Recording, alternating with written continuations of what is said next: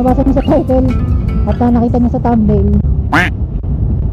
meron na akong ikukwento sa inyo at pag-uusapan natin ang isang bagay na napaka-importante, kung lalong-lalo na kung ikaw ay may-ari ng isang Honda Click Game Changer. Okay?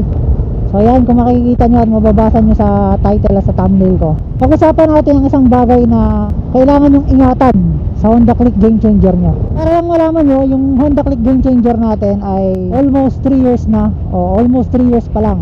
So hindi ko lang kung matagal na yan o nasa iba ay bago pa lang. Pero ang isang bagay na kailangan ingatan nyo pagdating sa Honda Click Game Changer, ang isang pyesa na ingatan nyo huwag masira, ay yung headlight. Okay, so yung ilaw nyo, yung headlight nyo. So doon sa mga nakaraang vlog ko, kung napanood nyo yung mga nakaraang vlog ko, makikita nyo pag bumabiyahe ako ng gabi, wala akong ilaw sa harap, madilim. So napakahirap, pero wala akong magawa. So bakit ko nasabing kailangan ingatan nyo yan? Siyempre bukod sa alam naman natin, alam ng lahat na siyempre napakahalaga ng headlight, dahil hindi lang naman sa gabi ginagamit ang headlight kundi sa umaga rin. So kaya nga ginawang yung mga motor, di ba, kaya nga ginawa na pagka-start naka-on na kaagad yung headlight. Dahil napaka-importante nga yan. Dahil yung iba, halimbawa, liliko kang ganyan, tapos yung nasa malayo pa yung kasalubong mo, kahit bumusina ka, hindi naman basta-basta maririnig yung busina mo eh. Pero kung naka-headlight ka, kahit gaano pa kalayo yan, makikita nila yan. Tulad nyo, no? Pag bumusina ka, hindi maaaring malito pa yung kasalubong mo eh, kung sino ba yung bumusina, kung ikaw ba yung sumay niya, so sumignal. Pero kung naka-headlight ka, kitang-kita na agad. So hindi lang sa gabi ginagamit yung headlight para maliwanagan ka, kundi pati sa umaga gamit na gamit yan. So kaya ako naman na-share sa inyo yan, dahil nga yung Honda Click Game Changer natin nasira na yung ilaw. So busted na siya. Wala na, finish na.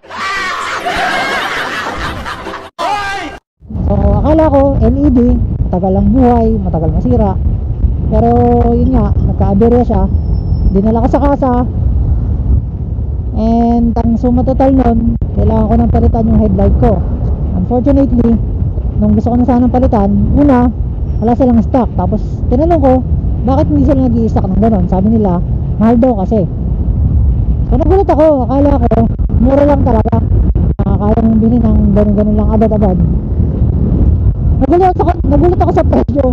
Nabubulol ako sa sobrang sobrang taas ng presyo. Nagulat ako sa sobrang taas ng presyo niya. Alam niyo ba kung magkano?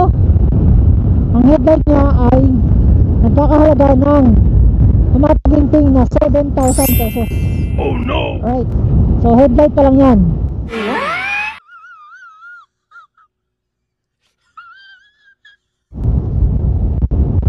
Tama to, 7,000 pesos ang halaga niyan. Para ko nasa mga, sige, mahal, sabihin natin mahal, yung namamahalan ako sa 3,000, 3,500. Pero yung 7,000 pesos, hindi ko na-expect yun. Grabe, sobrang mahal ng 7,000 pesos. Pero ganun talaga. Kailangan nating mapalitan yung headlight natin.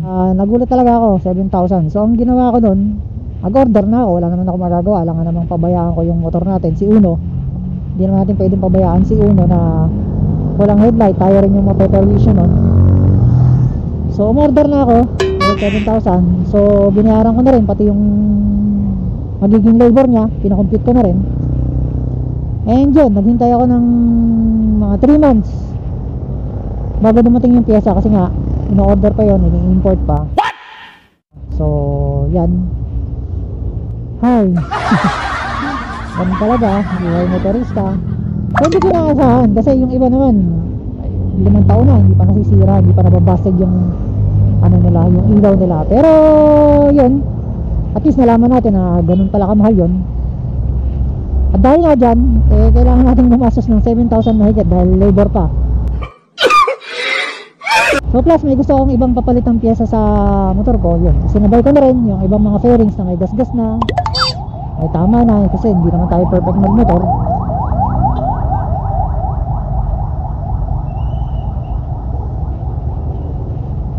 So ayun, isinabay ko na rin sa pagbili. Paano nangyari? Ang lahat-lahat na binayaran ko, hindi pa naman fully paid kasi nga hindi ko pa naipapakabit. Papakabit ko pa lang. Basta ang lahat-lahat ng mga gagastos ko ay nasa worth 10,000 pesos. What? What? What? What? 10,000 pesos. Dahil lang sa nasira yung ilaw ko. Pero syempre sinabay ko na ibang piyesa, yun nga. Woo! 7,000 is 7,000 mga tol, mga solid. So bakit ba ganun kamahal? Kasi yung yung LED natin, yung LED headlight natin, hindi siya katulad ng bulb na pwede mong palitan yung bulb lang na napakamura. Yung ilaw ng Honda Click Game Changer ay LED assembly kung tawagin. So pag sinabi natin assembly, alam mo naman, isang buo yan, papalitan lahat yan. As in parang bago yung mo talaga, yung pinakaulo mo. So yun, magagastosan tayo ng 10,000. At hindi ko na ipapakita ko yun. Dadaan dapat ako ngayon sa Honda para ipakabit na. Kasi after 3 months, actually mag-4 months na nga eh, tumawag sila sa akin na yun nga, kompleto na raw yung mga parts na in-order ka. Ang unang dumating doon actually is yung headlight. Pero nung pinalaw ko yung ibang parts, hindi pa rin dumadating. So I don't know kung bakit ganun katagal, mga lang naman yun, hindi naman kahirapang hanapin. Ano lang naman yun, mga fairings lang naman, plastic lang naman yun eh. Although ang gusto ko kasi stock parts pa rin eh. Ayokong bumili ng ibang stock yung sa yung sa mga aftermarket. Gusto ko galing pa rin sa kasa, para sure ball ako. Tapos sila na rin magkakabit. So yun, inabot na siguro mga 4 months na ngayon, hindi ko pa napapakabit, diba? Imagine 4 months akong wala akong headlight. Medyo hirap. Signal lang muna, tapos may busina naman tayo.